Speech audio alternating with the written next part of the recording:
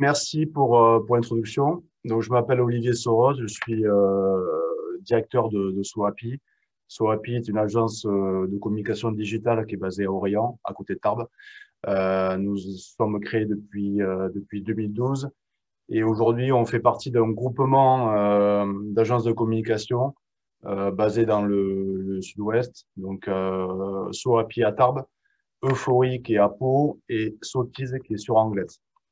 Voilà, donc je vais dérouler mes slides. Alors, la difficulté du projet, je l'évoquais tout à l'heure, c'est que on est sur un thème qui est très, très large. On est sur un format qui est relativement court, en 2 heures. Donc, la difficulté, c'était de tout voir sur un format qui est réduit. Donc, j'ai fait quand même les points qui me semblaient essentiels au niveau des bonnes pratiques. Il y a sûrement plein de choses que j'ai oubliées ou que j'ai pas assez développées. Donc, n'hésitez pas à m'interroger, me poser des questions via la messagerie. On essaiera d'y répondre au fur et à mesure des slides. Ce que j'aimerais pour essayer de vous connaître un petit peu tous, c'est de connaître un petit peu pourquoi vous êtes là rapidement, mais surtout quel est votre niveau de connaissance au niveau des sites Internet. Est-ce que c'est un projet que vous voulez lancer? Est-ce que vous êtes là par curiosité? Est-ce que vous avez déjà un site Internet qui est en cours? Rapidement, par message, si vous pouvez m'indiquer un petit peu qui vous êtes rapidement et ce que vous voulez faire au niveau des sites web.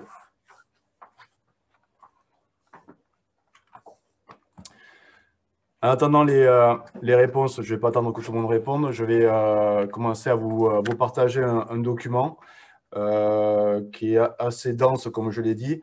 Et je vais essayer de prendre le temps de bien expliquer chaque slide de mon projet. Donc, je vous partage l'écran.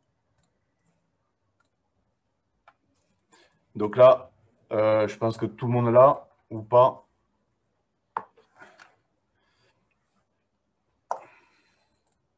Je vais le repartager. Voilà. Est-ce que vous voyez mes slides ou pas? De mon côté, c'est bon. Ok, bon, ben super. Je vais juste agrandir ma fenêtre de zoom. Je ne peux même pas l'agrandir. J'ai plus accès au... Bon.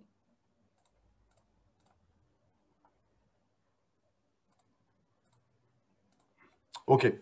Alors, je vais commencer à présenter mon document. Donc, rapidement, qui est SOAPI? Je vous l'ai expliqué tout à l'heure. Donc, on est 3 agences de communication. Donc, SOAPI en Bigorre, Euphorie en Béarn et Sotiz au Pays Basque, avec chacun des compétences un petit peu spécifiques, sachant que SOAPI est quand même un peu plus spécialisé digital et les autres sont plutôt agences de communication un peu plus sur les médias un peu plus traditionnels, même si Euphorie fait aussi du digital. Je vois que Christophe est en projet de création de site internet au niveau cahier des charges. Bon, mais super. Le contenu du webinaire aujourd'hui, on va essayer de définir un petit peu votre projet, comment définir le projet, comment définir vos objectifs en termes de site internet et surtout en termes de cible. On va voir un petit peu quelles sont les technologies ou les outils techniques pour essayer de développer ou de créer votre site internet. On va parler des points principaux qui sont l'efficacité, comment on arrive à évaluer l'efficacité d'un site web aujourd'hui. Et on va parler un petit peu plus de mon cœur de métier, qui est plutôt la partie ergonomie et la partie design graphique des sites web. Et on terminera par bien sûr, les versions mobiles, qu'on appelle aussi responsive. Et le point qui est essentiel sur un projet web, c'est d'avoir un peu de visibilité, c'est-à-dire que les gens puissent vous retrouver quand ils taperont des mots-clés dans Google. La partie la plus importante au niveau d'un projet web, c'est de bien définir un petit peu vos besoins, de bien définir vos objectifs et surtout de bien connaître un petit peu vos futurs utilisateurs et notamment votre cible de clientèle. Et pour ça, on va partir un peu sur des points qu'il faudra définir dès le démarrage de votre projet. Alors, Il y a 3 points essentiels sur lesquels vous devez vous questionner dans un projet. C'est pourquoi vous le faites, dans quel but et quelle est votre clientèle, donc quelle est votre cible. Au niveau du pourquoi, bon, aujourd'hui, ça paraît assez évident pourquoi on va développer, quand vous êtes une entreprise notamment, que vous êtes un auto-entrepreneur, vous avez besoin de communication. Aujourd'hui, l'outil numéro 1 en termes de communication reste le site Internet. Et après, on va travailler sur d'autres outils satellites qui peuvent être des réseaux sociaux, qui peuvent être de la plaquette commerciale imprimée classique, qui peut être de la carte de visite. Bref, tous les documents classiques qu'on a habituellement l'occasion d'utiliser. Alors, rapidement, au niveau des objectifs, c'est votre objectif principal, c'est de vous faire connaître ou de faire connaître votre activité et d'avoir une nouvelle clientèle qui peut arriver via votre site Internet.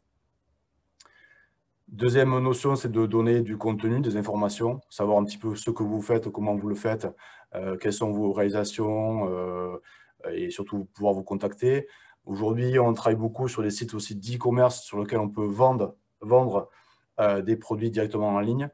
Là, en période de Covid, automatiquement, ce type de solution d'e-commerce a explosé, notamment au niveau des restaurants où beaucoup font aujourd'hui de la commande en ligne via le fameux click and collect. Donc, vous commandez et après, vous pouvez soit vous faire livrer, soit directement aller récupérer le produit dans l'entreprise. Le site Internet permet aussi d'être en contact avec vos clients. La partie, je s'appelle fidéliser vos clients, ou permet de promouvoir, de communiquer sur un événement ou sur un produit. Alors, le but, on le connaît, c'est bien sûr avoir une nouvelle clientèle et du coup augmenter son chiffre d'affaires. Et aussi important pour certains de développer votre notoriété.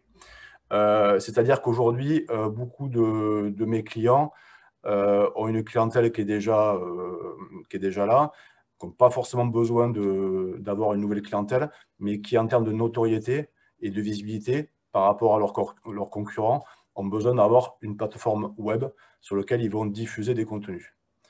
Donc, la notoriété aussi est un critère assez important au niveau de la création d'un site web.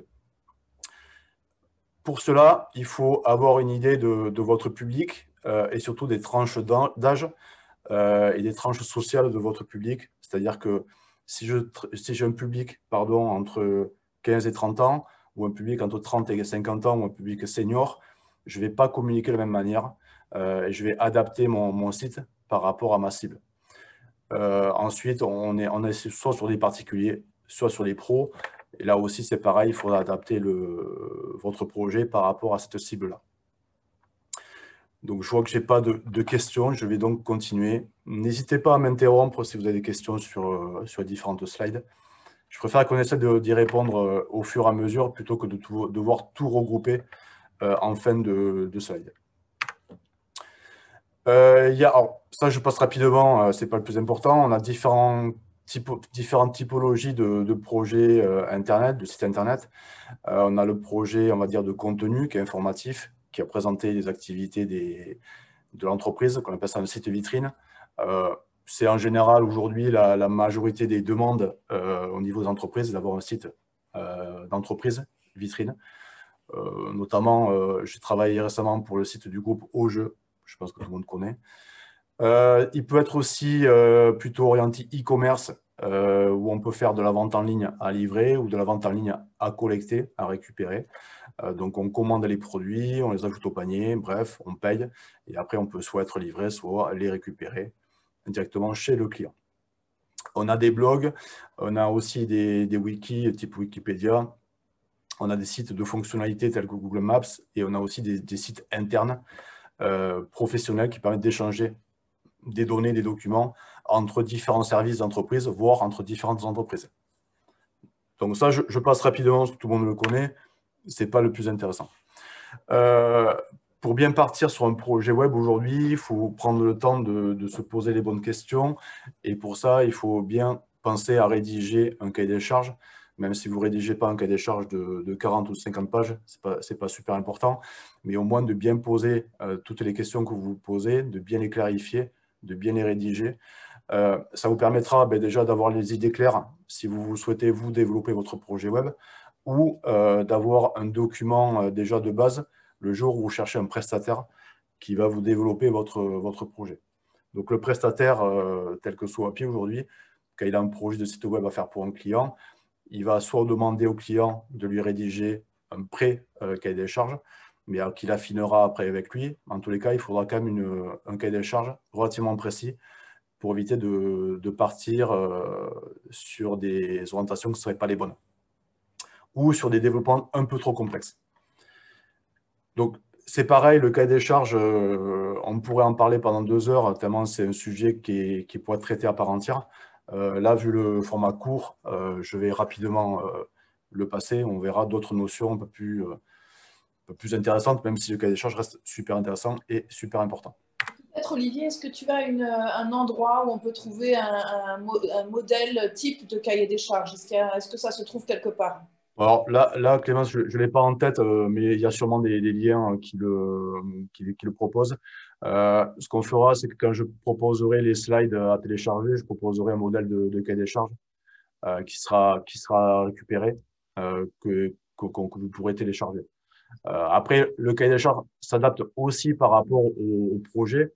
Je prends le cas, si on fait un projet des charges pour un charpentier dans les Hautes-Pyrénées, on n'aura pas le même cahier des charges que pour le gros projet qui a une envergure nationale. Donc, il y a quand même quelques bases à retenir. Et les bases et les points importants sur lesquels on doit travailler, c'est les points que j'évoque ici, là, qui sont les points principaux qu'on doit détailler, que le cahier des charges doit détailler. Voilà. Mais j'essaierai de trouver un document à partager. Je dois avoir ça par là dans mes archives. Il n'y a pas de souci.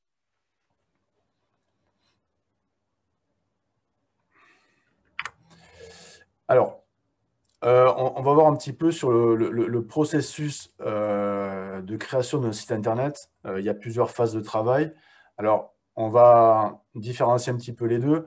Soit vous partez sur un projet que vous voulez vous-même développer, c'est-à-dire que vous vous sentez en capacité technique et graphique et ergonomique de vous-même développer votre projet web, soit vous cherchez un prestataire qui va vous le développer.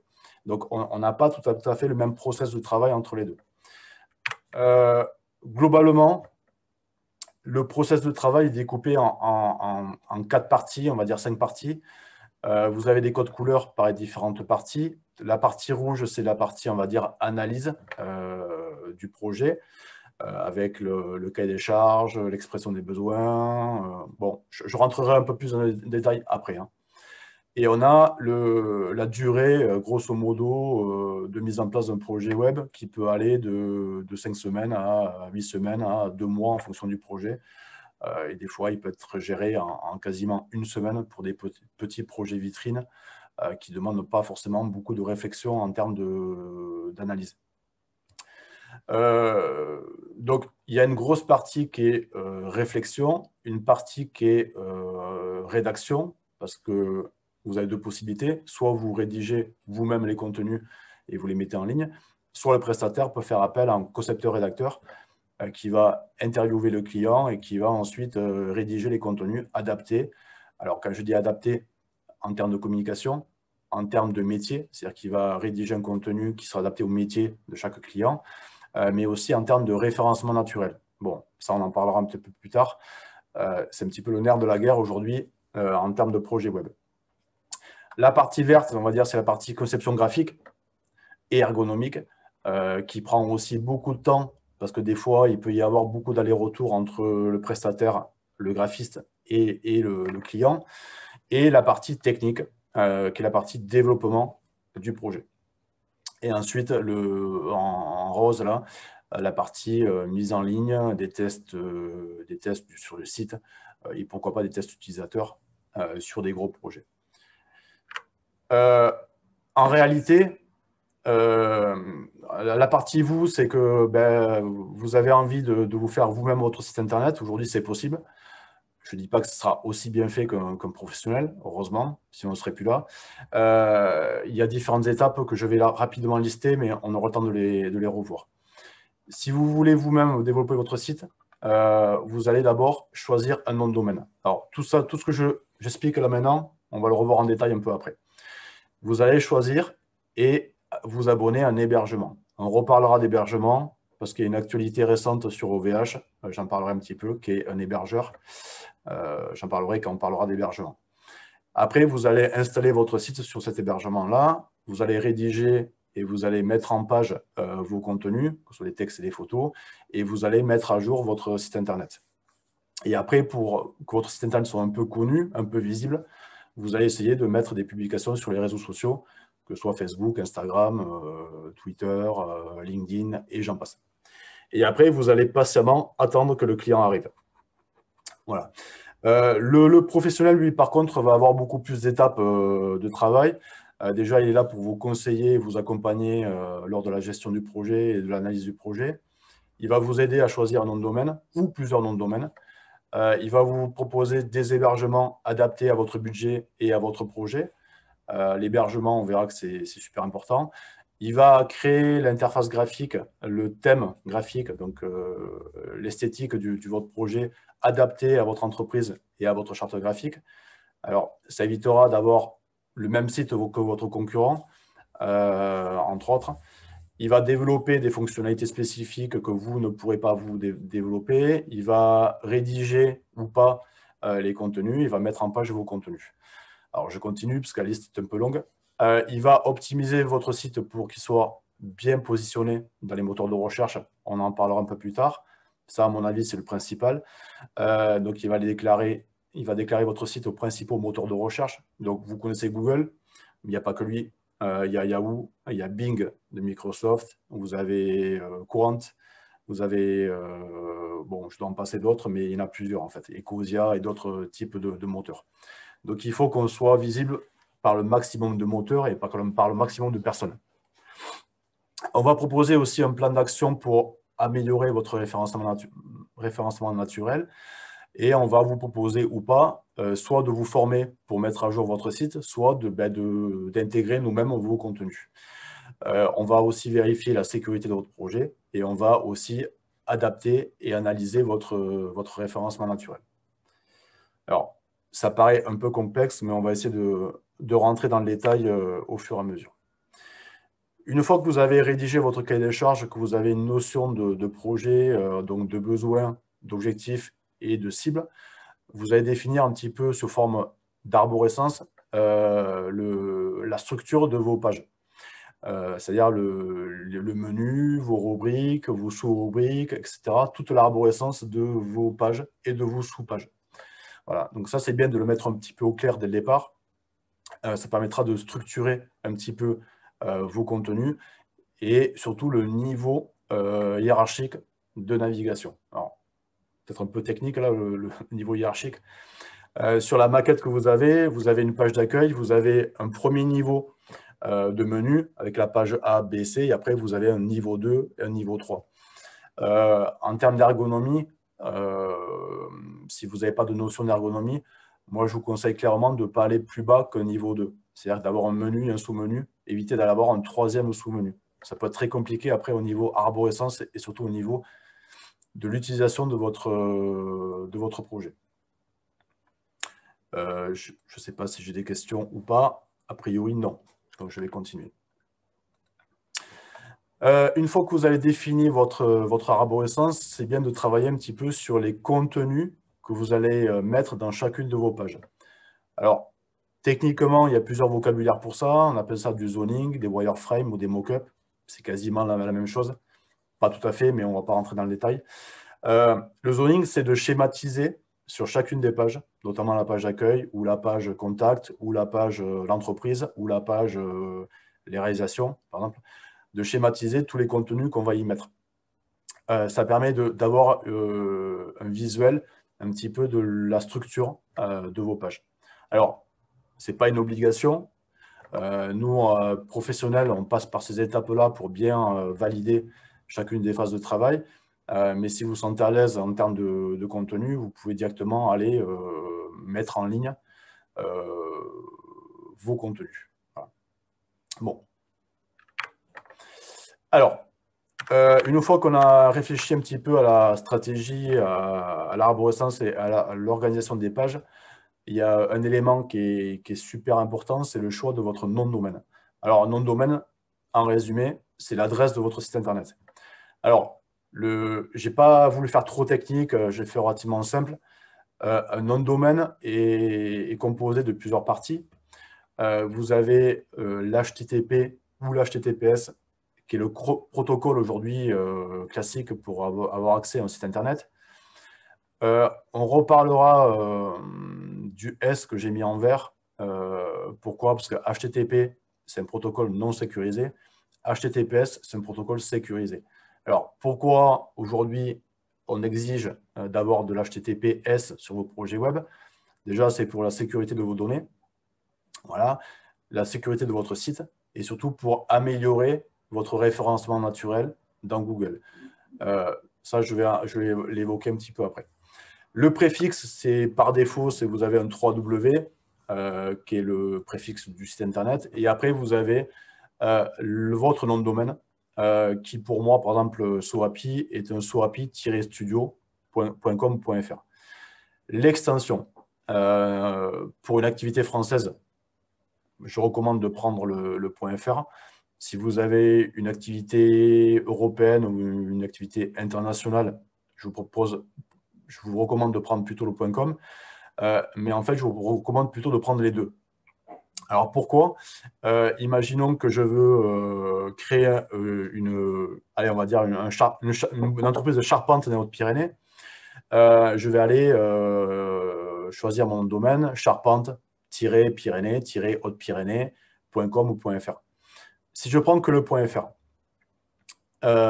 et qu'un jour, j'ai un concurrent qui s'installe dans les Hautes-Pyrénées, qui est aussi charpentier et qui voit que le .com est pris, est disponible, ben, il peut le réserver.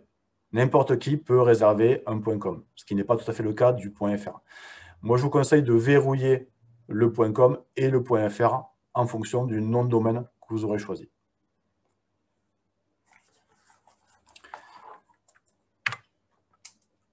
Je conseille même à mes clients de prendre deux noms de nom de domaine avec le nom de votre marque. Je prends le cas de soapi-studio.com. Alors, pourquoi je n'ai pas pris soapi.com? Pourquoi je n'ai pas pris soapi.fr? Ben, parce que le nom de domaine était déjà réservé par un Soapi. Voilà, donc je n'ai pas pu le prendre. C'est pour ça que j'ai mis soapi-du-6 studio. Je pourrais aussi l'appeler -agence s'il est disponible. Et après, je peux aussi proposer à mes clients de prendre un autre nom de domaine qui sera uniquement réservé pour de l'optimisation de référencement naturel, qui va être en fait avec des mots-clés par rapport à votre activité. Alors là, j'ai marqué agence-communication Tarbes. Ça, c'est les trois mots-clés de mon activité. Je pourrais aussi mettre site-internet Tarbes ou création internet Tarbes. Bref, tous les mots-clés qui permettraient d'être bien référencés au niveau de Google notamment et des moteurs de recherche. Alors, j'avais juste une petite question que je n'ai pas vue parce que c'était sur l'onglet questions-réponses. Christophe, si c'est possible de parler plutôt sur l'onglet converser, comme ça m'évitera de passer à côté. Quel est l'impact de l'arborescence sur le SEO? Alors les critères de SEO, je vais essayer de répondre rapidement, notamment pour l'arborescence. Il y a tellement de critères que c'est pareil, il faudrait qu'on puisse en parler 2 heures. Plus vous avez des contenus, plus vous avez une arborescence complexe, plus vous avez des pages qui vont être inscrites dans Google. Donc, plus vous avez de contenu, plus vous aurez de pages, plus vous avez des chances d'être bien positionné dans Google. Je prends le cas, si vous avez un site qui fait 2 pages, si vous avez moins de chances d'être bien positionné qu'un site qui fait 20 pages, 15 pages ou 30 pages. Je ne sais pas si j'ai répondu à la question ou pas.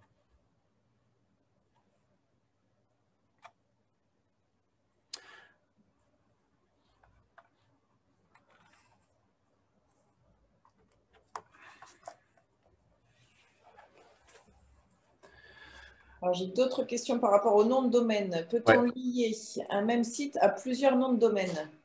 Alors, il y a toujours un nom de domaine principal, c'est le nom de domaine de votre site. Un site internet, lui, n'a qu'un nom de domaine. Par contre, si on prend plusieurs noms de domaine, on va les rediriger vers le nom de domaine principal. Donc oui, en effet, c'est pour ça que moi j'ai parlé de 2 noms de domaine, c'est que quand je prends plusieurs noms de domaine, que ce soit un .fr, un .com ou un nom de domaine avec des mots-clés, ils seront tous redirigés vers votre site Internet avec le nom de domaine principal. On a une question aussi d'une personne qui travaille avec un prestataire actuellement. Elle demande si le nom de domaine appartient au prestataire ou lui appartient à lui ou à elle. Ah, ça, c'est une bonne question. Il y a plusieurs méthodes pour enregistrer nom de domaine. Nous, ici, chez Soapi, c'est tout le temps le client qui est propriétaire de son nom de domaine. C'est-à-dire que le nom de domaine est payé directement par le client. Et après, nous, Soapi, on est administrateur technique. C'est-à-dire qu'on gère le côté technique. La facturation, c'est le client qui facture. Et du coup, le nom de domaine appartient au client. Il se peut, et on a pas mal de cas par ici ou ailleurs, que le prestataire ait lui-même acheté son nom de domaine et qu'après, il le revend au client. Dans ce cas-là, le nom de domaine appartient au prestataire. On a une question aussi. Qu'en est-il des .org, .net, .ue? Org, c'est tout ce qui est organisation type associatif, pardon, je vais y arriver.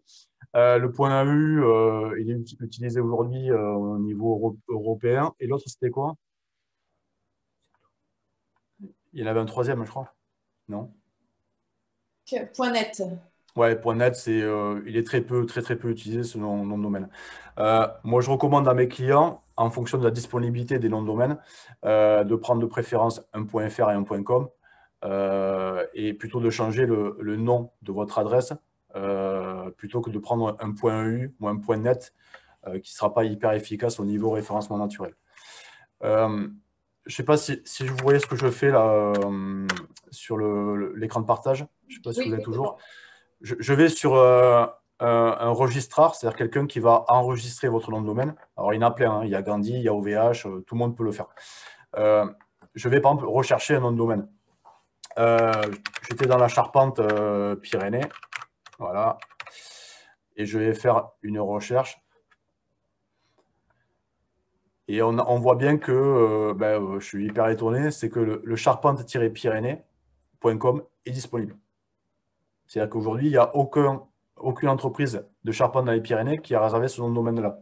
Franchement, je suis un petit peu étonné, parce qu'en général, les noms de domaine ils sont pas mal réservés et on a du mal toujours à trouver des noms de domaine. Vous avez une idée de la valeur à l'année de nom de domaine. Là, le .com est à peu près estimé à 15 €. Je ne sais pas si c'est hors taxe ou TTC par an. Et après, vous avez une série de noms de domaine. Donc, en général, en priorité, je conseille de prendre le .com et le .fr. Évitez, si vous pouvez, les .net et les .org. Voilà. D'autres questions ou je continue? Non, j'ai plus de questions là pour le moment. Allez, c'est parti. Donc voilà, je prends le cas de Soapi. Alors, même si ce n'est pas tout à fait vrai, c'est juste un petit exemple. J'ai le soapi-studio.com, j'ai le .fr aussi, et j'ai un soapi-digital.com.fr. Et j'aurais pu, parce que je ne l'ai pas fait, prendre un agence-communication-tab.fr.com. Alors, on va juste le voir.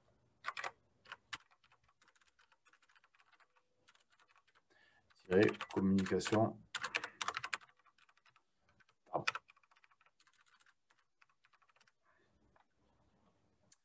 Donc là, on remarque que sur ces trois mots-clés, on n'a ni le .fr ni le .com disponible. Donc, ce qu'ils ont été sûrement pris. Alors, pour le vérifier, on va juste aller voir ce que c'est. Bon, mais c'est parfait, c'est mon ancienne boîte, donc ça c'est cool. Donc, Nowu, qui est mon ancienne entreprise, a justement fait ce que je suis en train de vous montrer. Elle a réservé non seulement le nom de domaine de la marque. Vous voyez, hein, je montre même la concurrence, donc c'est pas très grave. Elle a réservé nous.com, qui est son nom de marque. Et elle a aussi réservé un nom de domaine, moi j'appelle ça un mot-clé, qui permet d'être mieux référencé dans Google. Pourquoi? Parce que quand on va aller dans Google, premier réflexe qu'on va faire, c'est qu'on va taper agence. Alors, je vais faire un copier-coller, ce sera plus simple. Voilà. Alors, pas Land, mais Tarbes.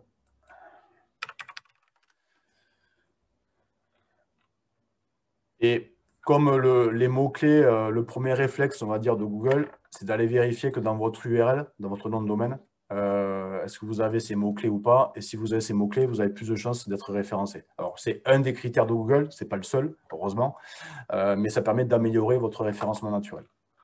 Voilà. Donc, moi, je ne suis pas, en fait, je suis pas super bien placé non plus en agence de com. Je suis 4e, malgré tout, 5e. Donc, ça peut s'améliorer. Voilà, donc je vais montrer tout à l'heure Gandhi pour aller vérifier le nom de domaine et la disponibilité des noms de domaine. Vous avez aussi OVH, vous en avez plein qui permettent de le faire. Voilà, donc c'est dès que vous avez un nom de domaine disponible, vous pouvez le réserver en cliquant sur le petit panier que vous avez ici. Alors, j'ai pris, voilà, je remonte un petit peu ce que j'ai fait. J'ai cherché dans SOAPI, donc soapi.com n'est pas disponible et soapi.fr n'était pas disponible. J'avais le choix avec du point tech, du point contact, du point groupe. Bon, j'étais quand même assez limité en termes de choix. C'est pour ça que j'avais rajouté le tiret SOAPI dessus. Ouais, soapi-studio.com.fr.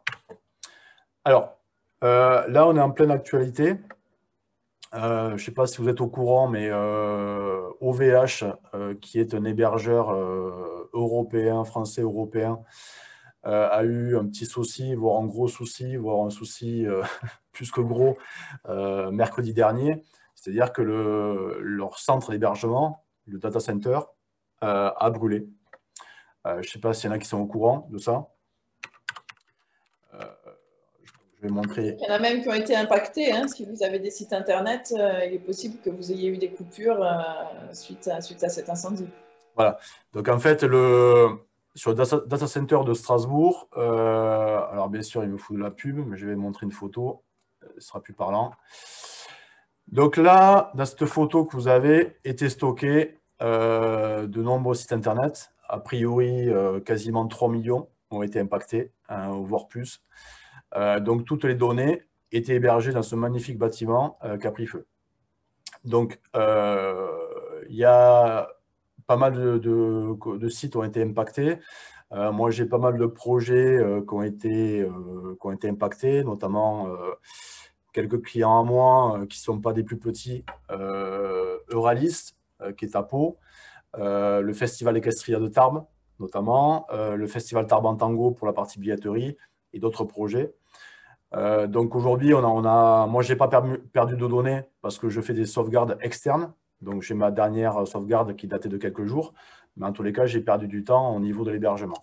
Alors, c'est une petite anecdote, mais qui est hyper importante, je préfère le préciser d'entrée.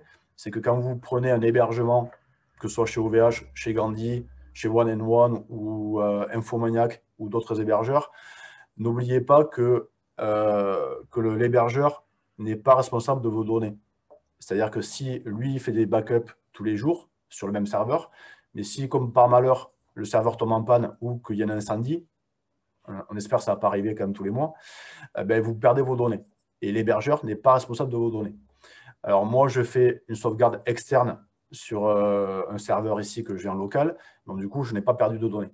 Mais je pense qu'il y a beaucoup de personnes qui ont perdu définitivement leurs données. C'est-à-dire qu'ils vont repartir à zéro sur leur projet web.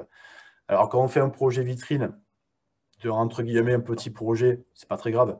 Mais si vous êtes, je crois qu'il y a des départements qui ont été touchés, il y a même, je crois, des sites nationaux qui ont été touchés. Bref, ça peut être très compliqué. Donc, faites attention dans votre choix de l'hébergeur. Donc, l'hébergeur, c'est le prestataire qui va héberger votre site Internet. Donc, qui va permettre d'avoir votre site Internet connecté à Internet, tout simplement. Donc, faites attention au choix de l'hébergement et surtout, n'oubliez pas que vous êtes responsable de vos sauvegardes. Donc, pensez à bien sauvegarder vos données. Voilà, ça, je n'y reviens plus, je l'ai dit. Mais c'est vrai que je ne sais pas si la CCI a été touchée ou pas. Non? Voilà. Non, nous, c'est bon. Ok, bon, vous avez du bol. Aujourd'hui, grosso modo, on parle beaucoup d'hébergement dans le cloud. Et on se rend compte que le cloud, en fait, ça ne veut pas dire grand-chose. Il y a toujours des serveurs physiques, donc des bâtiments physiques dans lesquels les serveurs sont entreposés. Le OVH, qu'on appelle OVH Cloud, était sur un bâtiment de Strasbourg qui a pris feu. Donc le cloud, en fait, on n'a pas vraiment les données sont sur un espace matérialisé. On a 3 types d'hébergement. Là, c'est pareil, hein.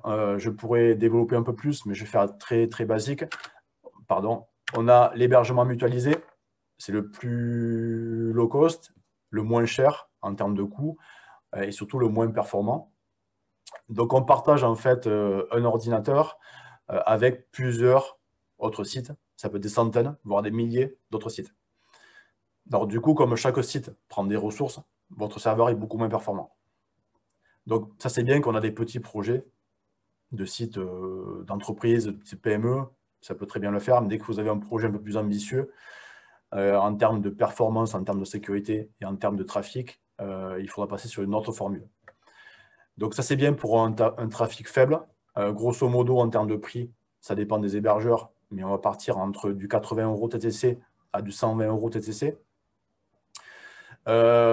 Vous avez la deuxième formule, celle que j'avais moi aujourd'hui chez OVH. Depuis l'incendie, on a migré chez Infomaniac, qui est notre hébergeur de qualité aussi.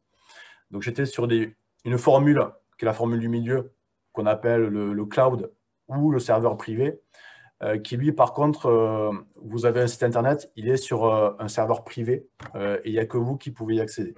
Donc on a quand même une notion de sécurité et de performance qui est beaucoup plus aboutie que ce que vous pouvez avoir en mutualisé. En termes de prix, on n'est pas tout à fait sur le même prix. On est du 160 € par an à du 480 € par an, ce que je paie moi quasiment pour un serveur sur Infomaniac. Et après, pour les très gros projets où vous avez besoin de gérer votre serveur, vous pouvez très bien avoir un site internet sur votre propre serveur. Alors là, on n'est pas du tout sur la même catégorie de budget. On est quasiment sur du plus de 800 € l'année pour du dédié, hébergement dédié. Bon, ça c'est quand même hyper spécifique. Aujourd'hui, j'ai des petits projets sites vitrines qui sont hébergés sur du mutualisé. J'en ai de moins en moins. Aujourd'hui, 80% de mes projets sont sur des serveurs privés, cloud, chez OVH, avant chez OVH et maintenant chez Infomaniac. Il y a une notion qui est importante pour vous. Si vous ne souhaitez pas faire appel à un prestataire pour développer votre projet web, il faut bien vérifier que votre hébergeur propose en fait des solutions d'installation rapide de vos outils. On parlera un peu technique après. Notamment, ils ont des sites, des solutions pardon, qui permettent d'installer de suite en un clic, notamment WordPress. J'en reparlerai un petit peu après. Donc, vérifiez que votre hébergeur permet l'installation en un clic de solutions techniques. Aujourd'hui, moi, j'oriente mes clients de plus en plus vers des hébergeurs verts éco-responsables.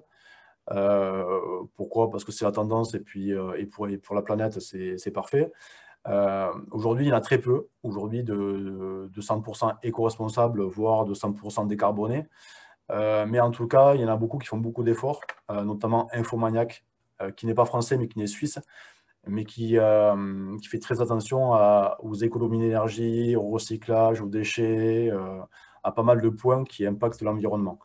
Donc c'est vrai qu'en termes de projets clients, moi je me tourne aujourd'hui quasiment que vers des projets plus ou moins verts, éco-responsables. Et idéalement, je suis en train de réfléchir sur un projet qui va peut-être s'installer à Tarbes. Ça s'appelle Zente, qui est un hébergeur qui veut faire du 100% en énergie renouvelable photovoltaïque. Bon, ce n'est pas encore tout à fait fait, mais c'est en projet. Donc aujourd'hui, il n'y en a que 3 qui font ça. Il y a Infomaniac, il y a Ikula qui est français, et il y a Planet Hoster qui est américain. J'ai terminé la partie hébergement. J'étais très rapide parce que c'est pareil, on pourrait le développer. Est-ce que vous avez des questions sur ça ou pas? A priori, non. Pour le moment, j'en vois pas. Je vous laisse les saisir si jamais il y en avait et je te les dirai, Olivier. Ok, ça marche. Alors, donc, soit vous voulez développer votre site par un prestataire, bon là, vous fournissez le cahier des charges et ce prestataire qui va prendre le relais et qui va vous deviser, bien sûr, la prestation. soit vous estimez que vous êtes en capacité de vous-même développer votre projet web. Ce qui est tout à fait faisable. Même si en termes de qualité, de sécurité et d'optimisation, on n'aura pas les mêmes résultats, bien évidemment, qu'un professionnel. Vous avez différentes solutions techniques pour y arriver. Alors, il y a, on va dire, 3 familles techniques, 3 outils. Vous êtes débutant, vous êtes initié, c'est-à-dire que vous avez des compétences en informatique, vous êtes à l'aise avec les technologies de l'informatique, ou vous êtes un expert, un développeur, et là, vous pouvez vous-même développer votre site. Alors, la première partie est débutant. Aujourd'hui, il existe des solutions qu'on appelle des éditeurs en ligne. Vous vous inscrivez dessus et vous pouvez créer, mettre en page automatiquement votre site avec un constructeur visuel. C'est simple à utiliser. Ça paraît gratuit, mais ce n'est pas gratuit. Malheureusement, aujourd'hui, rien n'est gratuit. Par contre, en termes vous aurez très peu de choix au niveau de votre interface graphique du projet. Vous aurez très peu de choix pour personnaliser votre interface, c'est-à-dire modifier votre logo, modifier des codes couleurs, etc. On est quand même assez bridé. Vous n'aurez pas un site du tout performant et vous aurez un référencement assez basique et du coup assez faible en termes de positionnement. Alors, ces formules-là, c'est des modes premium, c'est-à-dire que les fonctionnalités de base sont gratuites, mais si vous voulez aller plus loin dans votre outil, ben vous allez payer, et vous allez payer en forme d'abonnement. Et ça peut être très cher au final. Je prends le cas de Wix ou de Jimdo, les deux que je connais aujourd'hui. Wix a des fonctionnalités basiques gratuites, mais après, si vous voulez être référencé dans Google, vous allez payer. Si vous voulez avoir une plateforme d'e-commerce, vous allez payer. Et je ne sais plus ce qu'il y a d'autre, différentes fonctionnalités qui peuvent être vraiment utiles. J'ai un petit tableau de comparatif un peu après. Si vous avez des compétences techniques et que vous avez envie de mettre un petit peu la main dans le code, vous avez des possibilités aujourd'hui qu'on appelle des CMS, qui sont des systèmes de gestion de contenu ou des Content Management System en anglais, qui permettent, une fois installés, d'avoir des fonctionnalités pour mettre à jour vos contenus. Alors, aujourd'hui, j'en ai mis plusieurs. Le principal aujourd'hui est WordPress, que vous avez ici en bas, là, le petit W, qui occupe aujourd'hui 30 et quelques % des sites web en général et quasiment 70% des sites CMS. Donc, c'est l'outil numéro 1 aujourd'hui au niveau des plateformes de gestion de contenu. Vous avez PrestaShop qui est plutôt dédié à de l'e-commerce et vous avez Magento qui est plutôt dédié à de l'e-commerce aujourd'hui et Shopify qui est un autre que je n'ai pas là mais qui est en train de prendre un petit peu le pouvoir au niveau des outils d'e-commerce. Et après, vous avez WordPress qui est le numéro 1, Joomla ou Drupal. Donc ça, c'est des outils qu'on va installer sur un hébergement et qu'on va après choisir un thème graphique et ensuite éditer ces contenus. Et après, si vous êtes expert, ben, vous pouvez soit partir de WordPress et après développer vos fonctionnalités. Je ne pense pas qu'il y en ait beaucoup parmi vous qui aient les compétences pour le faire. J'ai fait un petit tableau en termes d'éditeurs en ligne. Les deux principaux sont Wix et Jimdo. Donc, qui peuvent, donc, avantages et inconvénients. Je passe rapidement, mais ce qui m'intéresse de vous montrer, c'est le fait que, comme c'est du premium, c'est gratuit au départ, mais si vous voulez avoir des fonctionnalités spécifiques ou être bien référencé ou avoir de l'e-commerce, vous allez souscrire à un abonnement qui peut être l'abonnement de base, qui est quasiment 6 € par mois, qui peut être jusqu'à 29 € par mois en fonction des fonctionnalités que vous allez choisir. Donc, en moyenne, on est plutôt pour du 15 € par mois. Et si vous voulez faire de l'e-commerce, on est plutôt en moyenne à du 30 € par mois. Donc, si vous calculez ça x 12 x 4 ans, ça commence à faire un bon petit budget. Pareil pour Jimdo, qui est quasiment dans les mêmes bases de prix. 15 € par mois pour un site vitrine avec des fonctionnalités et 20 € par mois, un peu plus pour de l'e-commerce. Donc, comme je vous l'ai dit, vous pouvez aussi Alors, je marquais, j'ai mal à la tête. Tentez de vous développer vous-même votre site internet. Bon, là, je ne garantis rien du tout. Mais si vous avez un challenge et si vous avez 2 ans de votre vie à vous occuper, vous pouvez essayer de développer votre propre site. Mais je ne garantis pas ni la sécurité, ni la qualité de votre projet. Alors, cette slide-là, moi, je l'aime bien parce que j'ai beaucoup de clients qui viennent me voir, qui me disent j'ai un ami qui s'y connaît en informatique ou j'ai ma grand-mère qui fait l'informatique qui va me développer mon site internet. Ouais, ok. Donc, je laisse parler. Je leur dis très bien, allez-y. Et en général, à 90%, j'ai les clients qui reviennent au bout d'un an parce qu'ils me disent bon, mais je ne suis pas référencé, bon, mais le site est moche, il ne fonctionne pas. Il est lent, ou j'ai été piraté, ou j'ai perdu mes codes, ou j'arrive pas à administrer, c'est trop compliqué. Bon. En effet, aujourd'hui, l'Internet, la création du site Internet paraît facile, mais ce n'est pas si simple que ça, parce qu'il y a plein de paramètres qu'on va évoquer un petit peu après, qui peuvent rendre votre outil un peu complexe, notamment au niveau sécurité et au niveau piratage. Alors, je redis ce que j'ai dit, ce qui peut être moche, donc pas très joli. Et on verra que c'est un des critères les plus importants aujourd'hui, c'est la qualité graphique d'un projet web.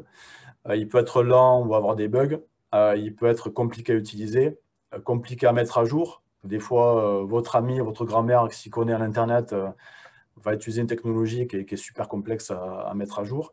Et surtout, il va être non sécurisé. Et encore surtout, il va être non référencé. C'est-à-dire que les gens qui vont taper des mots-clés de votre activité, ils vont vous retrouver en 4e, 5e page, 6e page. Il y a encore, c'est bien de vous retrouver à ce niveau-là. Donc, j'ai marqué que j'ai économisé de l'argent, mais j'ai perdu des clients et du temps. Bon. Je vérifie s'il n'y a pas de questions ou pas. A priori, non. Non, c'est tout bon. Alors, je ne sais pas si tout le monde dort ou si je suis très clair, mais ça, c'est toujours la question qu'on se pose. Bon, a priori, il n'y a pas de questions, je continue un petit peu. Alors, là, je rentre vraiment dans le cœur du sujet. J'étais obligé d'évoquer un petit peu les étapes avant d'arriver au cœur du sujet. Comment analyser et comment réaliser un site efficace aujourd'hui. Alors, il y a un élément qui est important quand on fait un site internet, notamment quand on parle de conception ergonomique ou graphique, c'est que vous avez entre 8 et 10 secondes pour attirer votre internaute, votre utilisateur. C'est-à-dire que de suite, quand quelqu'un arrive sur votre site, il doit comprendre ce que vous faites et il doit aller être intéressé par votre contenu ou par votre charte graphique. Donc, il y a différents critères sur lesquels on peut travailler. Alors, il y a un élément, j'en parle rapidement ici, mais il y a un élément qui est hyper important au niveau d'un site, ça s'appelle le taux de rebond. Le taux de rebond, c'est les gens qui arrivent et qui repartent de suite parce que soit il n'y avait pas de contenu intéressant, soit votre site s'est planté, soit il n'était pas, pas sympa graphiquement. Le taux de rebond, c'est le fait qu'on perd des gens dès la page d'accueil. Donc, plus vous arrivez à attirer des gens sur votre site, plus vous apportez de l'intérêt au niveau de votre site Internet. Donc, voilà, l'important, c'est d'attirer dès la page d'accueil vos utilisateurs. Pardon. Alors, il y a différentes techniques qui sont des techniques classiques, on va dire, techniques marketing, qui permettent d'attirer et de conserver sur votre site un utilisateur. C'est d'abord d'attirer l'attention. C'est quand il arrive sur votre site, déjà il dit waouh, il est sympa, il est joli, il y a des belles photographies, il y a un contenu qui m'intéresse, le métier du site m'intéresse. Donc je vais aller dans les autres pages pour voir un petit peu de quoi il parle. Donc attirer l'attention, donc sur ça, on peut l'attirer via l'interface graphique, via vos contenus. On peut susciter l'intérêt, c'est-à-dire qu'une fois qu'on est attiré, qu'on a envie d'aller voir dans les pages, les sous-pages, on va aller naviguer dans votre site. Et après, il y a 2 autres éléments, c'est le désir. Donc, soit le désir, parce que vous avez mis des belles photos et qu'on a envie de vous contacter, parce que je reviens sur l'aspect charpente, mais vous avez mis des belles photos de projets en charpente et les gens ont envie de vous contacter un petit peu après. Donc, le désir, c'est, on va dire, l'attrait que votre site peut apporter à l'utilisateur. Et après, pousser l'action, soit vous appelez, soit vous contactez par mail, soit dans un cas d'e-commerce, commander vos produits en ligne. Alors, ça, c'est très générique aussi. c'est vraiment à adapter en fonction de chaque projet, mais on est sur une technique marketing des plus classiques. Voilà. Alors, la qualité principale d'un site, c'est de répondre efficacement aux besoins de vos utilisateurs. C'est clairement, c'est que quand quelqu'un cherche un site internet, comme je tape Charpente Haute-Pyrénées ou Charpente Tarbes, si j'arrive sur un site qui est lent à charger, avec un diaporama de photos et des photos qui ne sont pas optimisées, et que le site met 10-15 secondes, voire 20 secondes à charger, bon, déjà, je vais pas forcément être intéressé par votre site. Le besoin, c'est que moi, je cherche une charpente, et donc du coup, je suis tombé sur un site qui va parler de charpente. Donc, avec des belles photos, du contenu, et surtout, on appelle ça des boutons qui vont permettre rapidement à l'utilisateur de pouvoir vous contacter via le téléphone, via un formulaire de contact ou via un paiement en ligne ou pas.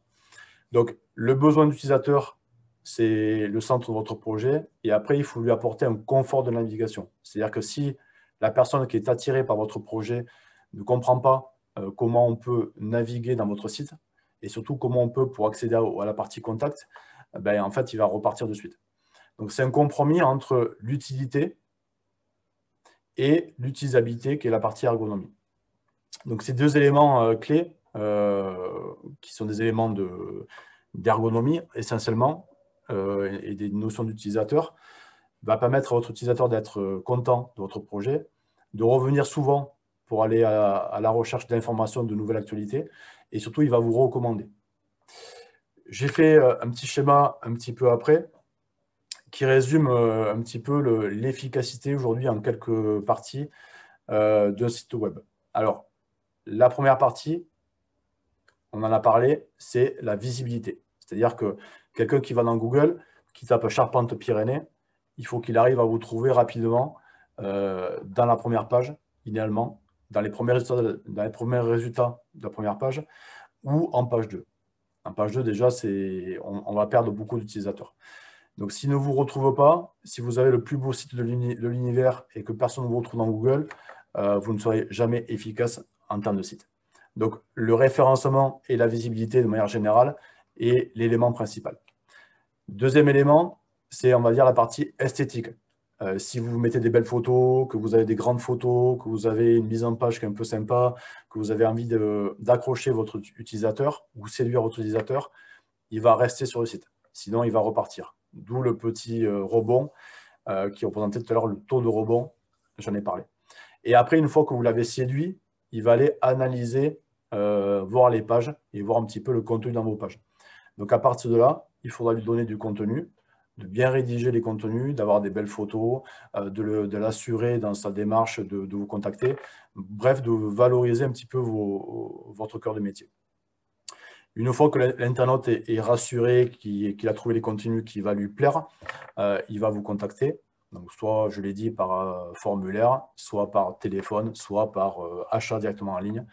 Et s'il est plus que content, il va vous partager votre site sur ses réseaux sociaux. Donc là, on est vraiment sur le schéma classique de l'efficacité d'un projet web. Voilà. Bon, là, je rentre un peu plus dans le détail sur ce que je viens de dire. Un site doit répondre aux objectifs qu'on a définis au niveau du cahier des charges. Prendre en compte, donc être agréable à utiliser, c'est-à-dire pas trop de contenu, j'en parlerai un peu après, avoir une charte graphique sympa, pas trop de couleurs, pas trop de typographie, pas trop d'images, enfin vraiment un site agréable en termes d'identité visuelle. De fournir du contenu pertinent, bien rédigé, sans faute d'orthographe, ce qui me paraît clair, et surtout d'avoir des contenus mis à jour. Ce que je déteste, moi, sur les projets web, c'est quand vous allez sur un site internet, que vous voyez dernière actualité 14 mars 2012, ben on se dit que soit l'entreprise est fermée, soit le site n'est pas à jour, ce qui est le cas. Donc, vous avez peur quand même de contacter l'entreprise si vous voyez que l'actualité n'est pas mise à jour. Alors, je ne demande pas de mettre des mises à jour toutes les semaines, voire tous les jours. Je demande juste aux clients, quand on arrive sur la page d'accueil, d'avoir au moins une actualité de l'année en cours. Ça, c'est vraiment le minimum. C'est-à-dire qu'on arrive sur une actualité, qu'on voit bien que c'est 2021 et non pas 2012. voilà. Être visible, donc on en parlera un petit peu à la fin, c'est d'avoir un bon référencement naturel ou de bien communiquer sur les réseaux sociaux. Voilà, et être responsive, donc être prêt pour une utilisation sur un smartphone notamment. On en parlera un petit peu après.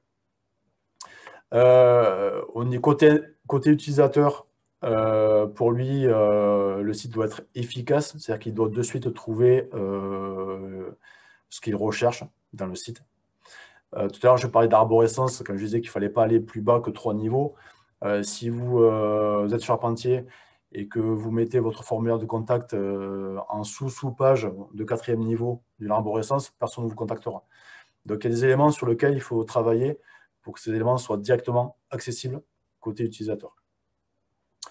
Alors, satisfaisant, c'est-à-dire que quand vous naviguez, vous n'avez pas de lenteur, vous n'avez pas de bug, vous n'avez pas d'erreur, vous n'avez pas d'anomalie technique. Il faut que tout soit fluide en termes d'ergonomie. Et il faut que l'accès aux informations soit le plus court possible. Alors, il y a une règle qui est une règle théorique, qui est vraie et qui n'est pas vraie, tout dépend comment on organise son site.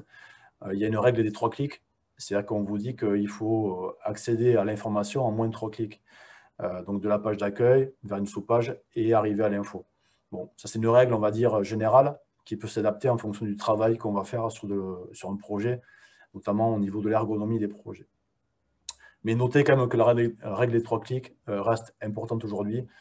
Évitez de faire cliquer 10 fois l'utilisateur pour qu'il puisse trouver votre info.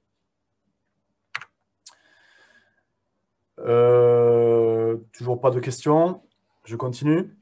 Oui, c'est tout bon, c'était très clair. Vous a dit Tiffaine tout à l'heure. Très bien.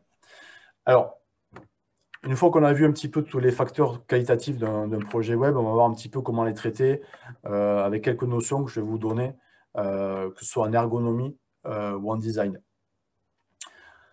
Alors, le premier élément qui est important, c'est, on va dire, l'expérience utilisateur. Alors là, il y a du vocabulaire que peut-être que vous avez déjà vu, qui est assez fréquent, pardon. C'est le mot UX, c'est la User Experience. Donc, c'est l'utilisateur. Comment on arrive à rendre un site agréable côté utilisateur.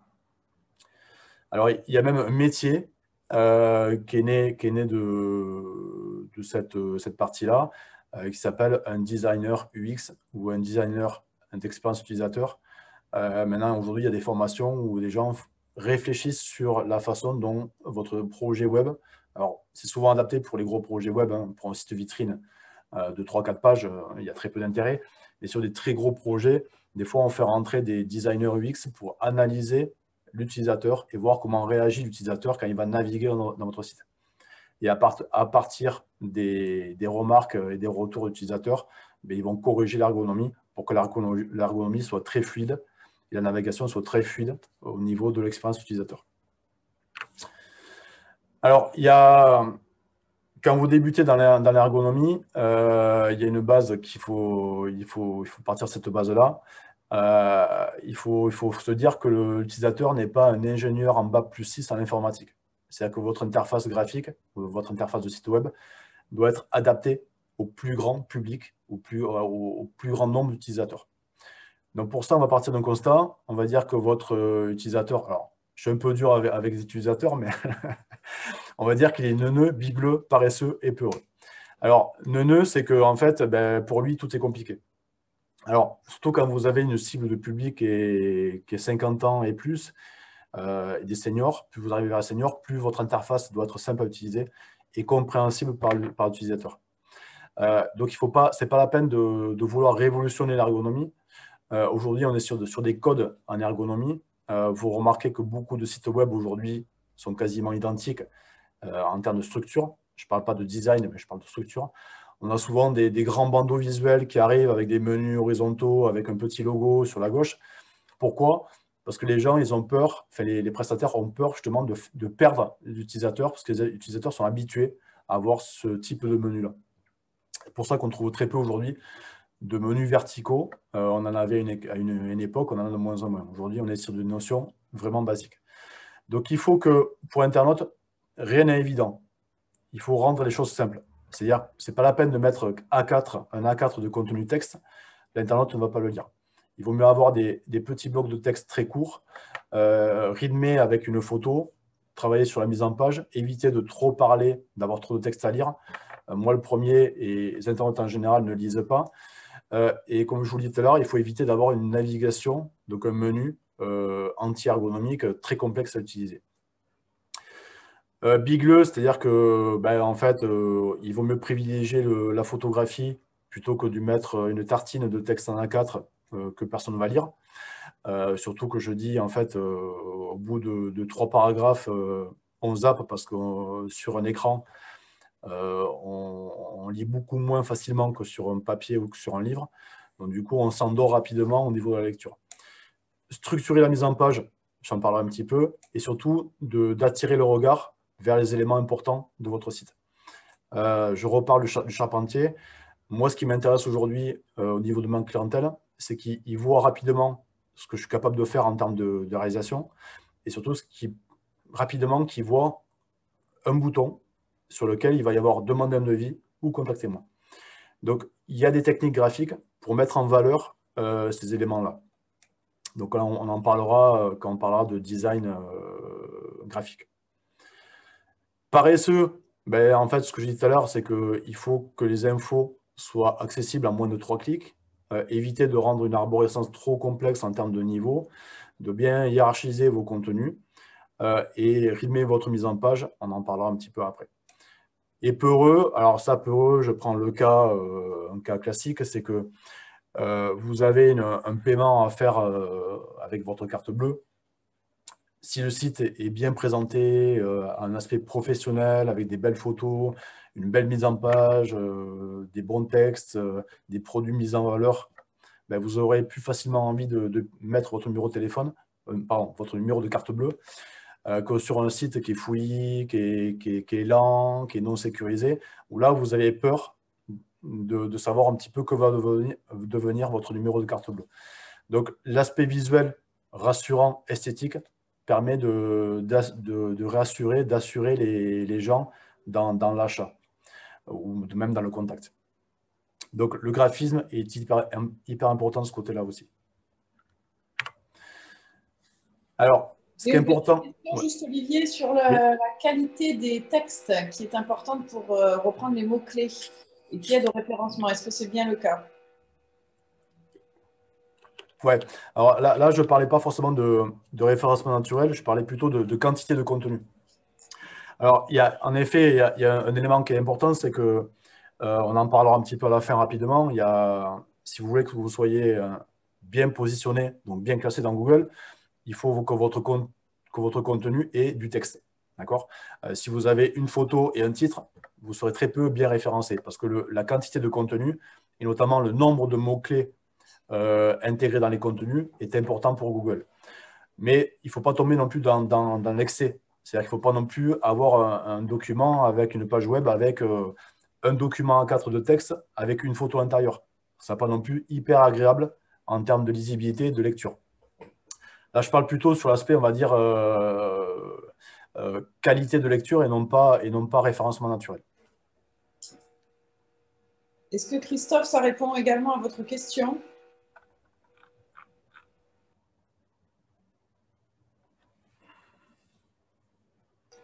C'est bon pour Christophe, alors on peut continuer, Olivier.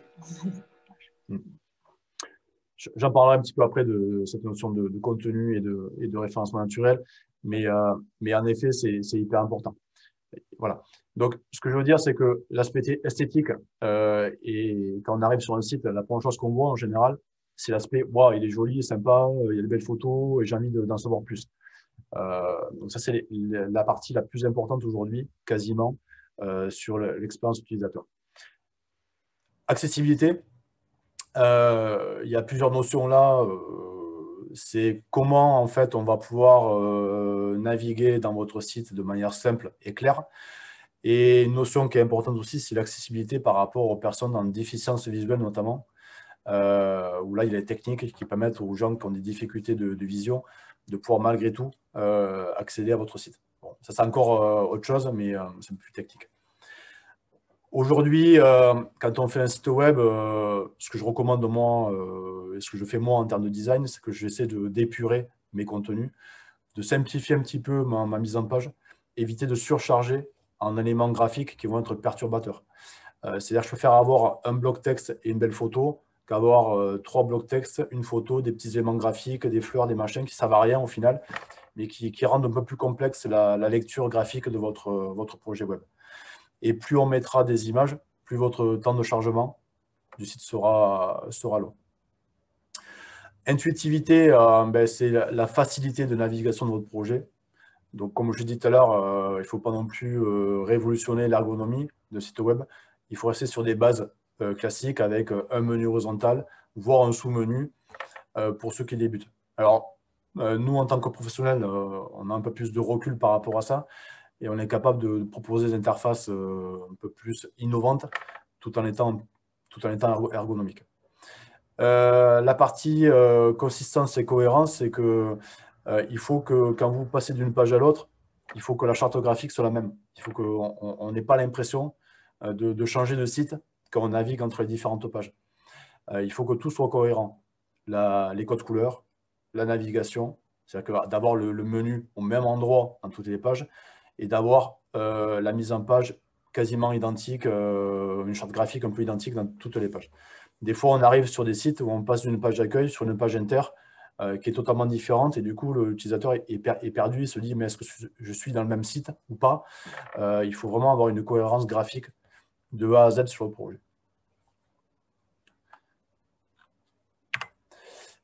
Donc là, on a parlé un petit peu du X, donc plutôt côté utilisateur. On va parler maintenant du UI, qui est la partie interface visuelle. Donc la user interface, donc plutôt l'aspect graphique de la chose. Alors, pour ça, c'est pareil, on pourrait faire un atelier spécifique uniquement sur la partie design, tellement il y a de choses à dire. Et c'était un peu la difficulté pour moi de ce projet-là, c'était de synthétiser et de rendre compréhensible au maximum de personnes. Il y a un élément qui est important au niveau design, c'est qu'il y a une notion que j'ai notée ici à 80%. Les gens retiennent 80% de ce qu'ils voient, 20% de ce qu'ils lisent et 10% de ce qu'ils entendent. C'est-à-dire que l'élément visuel, photographique, design, est un élément important. C'est qu'on retient plus facilement une photographie qu'un contenu texte et encore plus un son qu'on va entendre. Donc l'aspect visuel est l'élément clé au niveau du design aujourd'hui. On dit que les images sont comprises plus rapidement, 60 000 fois plus rapidement qu'un texte. 90% de l'information transmise au cerveau est visuelle. Donc, ces 3 chiffres vous montrent que le visuel, l'image, la photographie est hyper importante au niveau de la qualité de votre projet web. Et je marquais en bas, un site graphiquement réussi, esthétique, est un site qui rassure et qui donne envie de le découvrir. Voilà. Je ne reviens pas, j'en ai déjà parlé tout à l'heure. Alors, j'ai hésité à parler de cette slide-là, parce que là, je rentre sur des concepts un petit peu plus graphiques, mais je vais rapidement en parler. Le document, je pense que Clémence, il sera en téléchargement après. Oui, on va l'envoyer par mail à tous les participants et on mettra le replay en ligne situé OK sur notre YouTube. OK. Donc je vais en parler rapidement parce que je donne quelques éléments de travail au niveau de la mise en page et de la partie graphique pour mettre en valeur des éléments. Je vais rentrer un peu plus dans le détail un peu après. Alors là, c'est de la théorie. Hein. C'est comment, avec quels éléments on peut travailler pour attirer le regard et pour créer un site esthétique. Donc ça, je ne vais pas trop en parler. Je parlerai d'un projet concret un peu plus tard.